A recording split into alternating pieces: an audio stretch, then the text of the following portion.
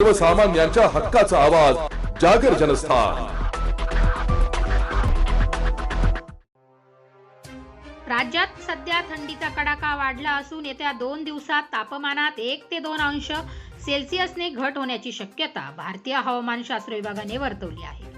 उत्तरेकडून येणाऱ्या थंड वाऱ्याच्या प्रभावामुळे राज्यात गारठा वाढत आहे। त्यामुळे गेल्या काही दिवसापासून शहरातील तापमानात सातत्याने घट होत आहे। यामध्ये अधिक घट होऊन येत्या काही दिवसात हंगामातील एक आकडी किमान तापमान नोंदवले जाऊ शकते, असा अंदाज हवामान विभागाने वर्तवला आहे।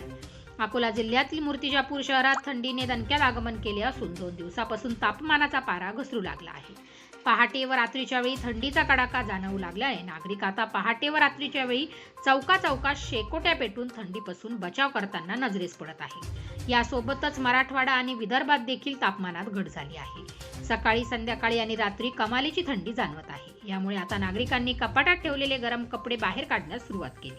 मात्र आता वातावरणात बदल झाल्याने थंडीची लाट आली आहे। जिल्ह्यातील किमान तापमानात देखील घट झाली आहे। शहरी भागातील नागरिक या गुलाबी थंडीमध्ये मॉर्निंग वॉकचा आनंद घेताना दिसून येत आहे। हवामान विभागाने दिलेल्या माहितीनुसार पुढील काही दिवस राज्याचे हवामान कोरडे राहणार आहे। तर पुढील 5 दिवस विदर्भ, मराठवाड्यात काही ठिकाणी हवामान ढगाळ राहण्याची शक्यता आहे। मात्र पाऊस पडण्याची शक्यता नाही, असे हवामान विभागाच्या वतीने ट्विटरच्या माध्यमातून माहिती दिली आहे। जागर जनस्थान करता प्रतीक पुरेकर, मूर्तिजापूर, अकोला।